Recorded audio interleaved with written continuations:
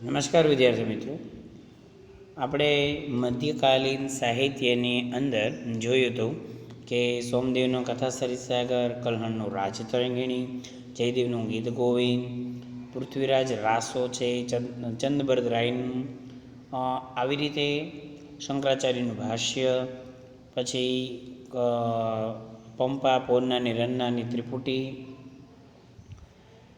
તો ફારસી ભાષા દિલ્હીના સુલતાનોની રાજભાષા હતી. તેના સાહિત્યની અસરરૂપે અનેક ફારસી શબ્દોનો સમાવેશ ભારતીય ભાષામાં થયેલો જોવા મળે છે. આ યુગમાં અનેક ઇતિહાસકારો થયા.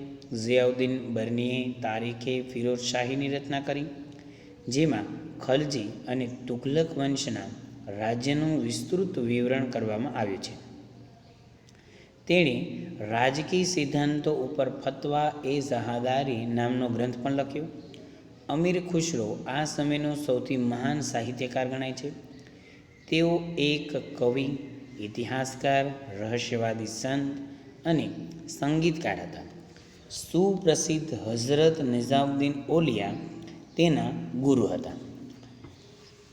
તેની મહત્ત્વની કૃતિમાં આશિકા, નૂર, સિપિહર અને કિરાતુલ સદાયરનો સમાવેશ થાય છે. આ ઉપરાંત તેણે અનેક કાવ્યગ્રંથોની પણ રચના કરી. તેને પોતાને ભારતીય હોવા પર ગર્વ હતો. આ યાદ રાખજો ખાસ. તેથી તે ભારતને પૃથ્વી પરનું સ્વર્ગ ગણાવતો હતો. તેણે પોતાના પુસ્તકોમાં ભારતનું વાતાવરણ, એની સુંદરતા, એની ઇમારતો અને એના જ્ઞાન વિજ્ઞાનના પુષ્કળ વખાણ કર્યા છે. તે દૃઢપણે માનતા હતા કે હિન્દુ ધર્મનું સારત્વ અનેક રીતે ઇસ્લામ સાથે મળતું આવે છે. તે દિલ્હીની આજુબાજુ બોલવામાં આવતી ભાષાને હિન્દવી કહેતા અને તેને પોતાની માતૃભાષા ગણાવે છે. હિન્દવી ઉપરથી તે પછી સમયાંતરે હિન્દી. આ ભાષામાં તેમણે અનેક કવિતાઓ રચી છે. તેમણે હિન્દી અને ફારસીને ભેગી કરી દ્વિભાષી ચોપાઈ અને દુહાઓ પણ રચ્યા. તેમણે શરૂ કરેલા આ સ્વસ્થ પરંપરા તેમના પછી સદીઓ સુધી ચાલુ રહી. પ્રાદેશિક ભાષાઓ અને તેના સાહિત્યને પ્રાદેશિક શાસકોએ વેગ આપ્યો. પ્રાદેશિક ભાષા એટલે કે દાખલા તરીકે ગુજરાતીમાં કોઈ સાહિત્યકારો લખતા હોય તો ગુજરાતની અંદર જે તે સમયે જે રાજા હોય એ રાજા એને પ્રોત્સાહન આપે.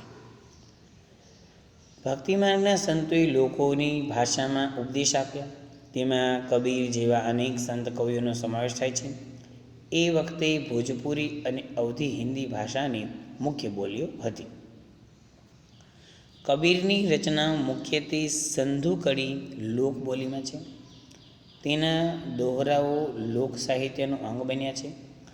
મલ્લિક મુહમ્મદ જાયસીએ અવધીમાં પદ્માવત નામનું મહાકાવ્ય લખ્યું. યાદ રાખજો, મલ્લિક મુહમ્મદ જાયસીએ અવધીમાં પદ્માવત નામનું મહાકાવ્ય લખ્યું, એટલે હિન્દીમાં. આ ઉપરાંત તુલસીદાસનો પ્રસિદ્ધ ગ્રંથ રામચરિતમાનસ આ સમયે અવધીમાં ભાષામાં લખેલ. આ યુગમાં અવધી ભાષાના બીજા કવિઓ પણ થયા, પણ એનો કાંઈ પરિચય છે નહીં. આ યુગમાં હિન્દી ઉપરાંત બીજી ભાષામાં પણ સાહિત્ય રચાયું.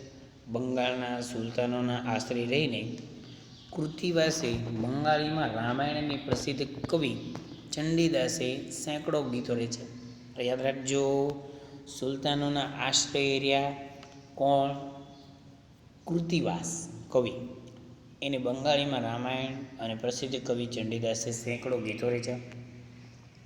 બંગાળમાં સંત ચૈતન્યથી ભક્તિ ગીતો લખવાની પરંપરા શરૂ થઈ.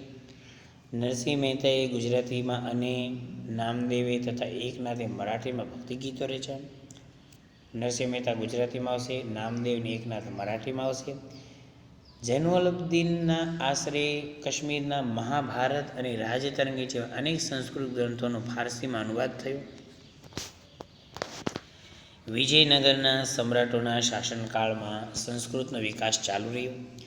આમ છતાં આ યુગ તેલુગુ સાહિત્યના વિકાસનો મહત્વપૂર્ણ કાળ છે. વિજયનગરનો મહાન સમ્રાટ કૃષ્ણદેવરાય તેલુગુ અને સંસ્કૃતના લેખક હતા. તેણે આમુક્તમાલ્યદા ગ્રંથની રચના કરી. કૃષ્ણદેવરાય, યાદ રાખજો, કૃષ્ણદેવરાય આમુક્તમાલ્યદા.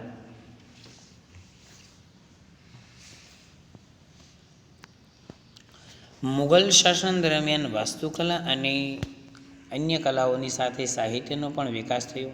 પ્રથમ મુગલ બાબરે તુર્કી ભાષામાં તુઝકે બાવરી નામે આત્મકથા લખી, જેનું ફારસીમાં બાબરનામા નામથી ભાષાંતર કરવામાં આવ્યું.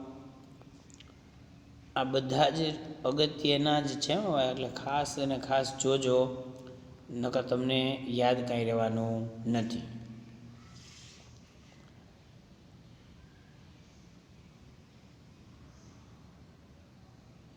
જો આ આખું બોક્સ જ છે, આખું સમજાણું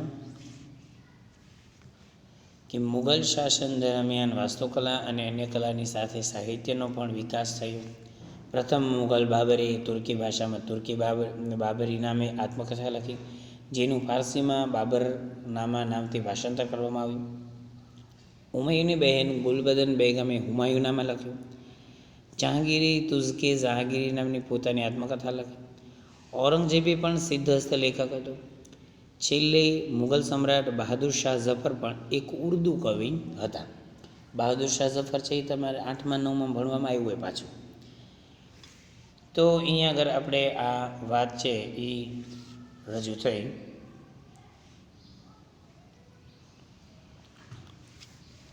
તુલસીદાસ અને સુરદાસ આ યુગમાં હિન્દી ભાષાના મહાન સાહિત્યકારો થઈ ગયા. કવિ કેશવદાસે પ્રેમ અને વિરહના વિષય પર સાહિત્ય રચ્યું. રહીમના દોરા દેશના ઘણા ભાગોમાં આજે પણ પ્રસિદ્ધ છે. તો આટલી વસ્તુ યાદ રહી તમને. ત્યાર પછી આગળ જાવી, પેરેગ્રાફ છે એની અંદર તમારે બહુ જાજુ યાદ રાખવાનું આવશે, ખાસ યાદ રાખજો. આ સમયે ફારસી ભાષામાં પણ અનેક નોંધપાત્ર પુસ્તકો લખાયા. અબુલ ફઝલે આયને અકબરી અને અકબરનામા લખ્યું. આયને અકબરીમાં ભારતીય રીત રિવાજો, શિષ્ટાચારો, ધર્મદર્શન, આર્થિક સ્થિતિ અને જીવનના લગભગ તમામ પાસાઓનું વિસ્તૃત વર્ણન કરવામાં આવ્યું છે. એક ઐતિહાસિક કૃતિ તરીકે આ ગ્રંથ ઘણો જ મૂલ્યવાન છે.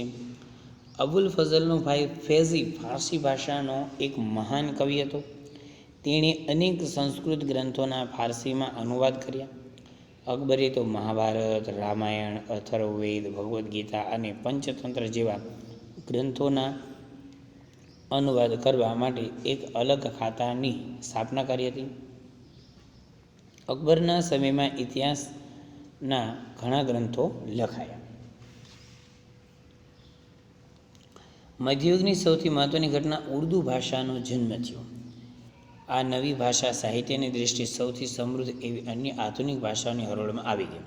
ઉર્દુ ભાષા છે એ નવી આવી મધ્યયુગમાં. તે આ ભાષામાં વલ્લી, મિરદદ, મિરતકી મીર, નઝીર, અકબરાબાદી, અસલુદ્દૌલા ખાન, ગાલિબ જેવા મહાન કવિઓ થઈ ગયા.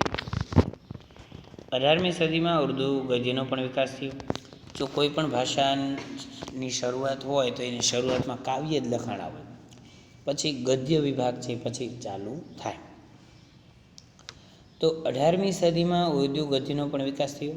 સંસ્કૃતના મોટાભાગના ઐતિહાસિક ગ્રંથોનું ઉર્દુ ભાષાંતર થવા લાગ્યું. તદુપરાંત ઉર્દુમાં અનેક મૌલિક ગ્રંથો પણ તૈયાર થયા, જેમાં મુહમ્મદ હુસૈન આઝાદનો દરબારે અકબરી મહત્વનો ગ્રંથ છે. તો આ વાત થઈ આપણે મધ્યકાલીન સાહિત્યની. તો આટલી છે એ તમારે યાદ રાખવું પડશે. મધ્યકાલીન સાહિત્ય તમારે 4 માર્કમાં પ્રશ્નમાં પણ પૂછાય છે, બરાબર, 3 માર્કમાં પણ પૂછે. તો આજનો લેક્ચર આપણે અહીં સુધી રાખશું. કાલે આપણે પાઠ પૂરો કરશું અને જે વિદ્યાપીઠો છે, પ્રાચીન વિદ્યાપીઠો, એના વિશે પરિચય લેશું, બરાબર. ઓકે, તો આજનો લેક્ચર આપણે અહીંયા પૂરો કરશું. Thank you.